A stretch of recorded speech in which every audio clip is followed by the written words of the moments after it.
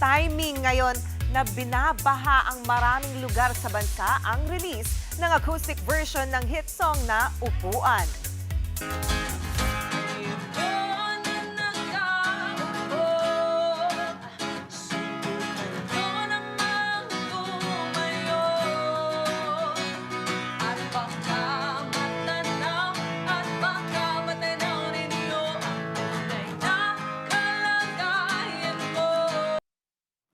Kakolab ng rapper na si Glock 9 ang singer na si Lyra sa acoustic rendition ng song. Sa ngayon, meron na itong higit 51,000 views and counting sa YouTube.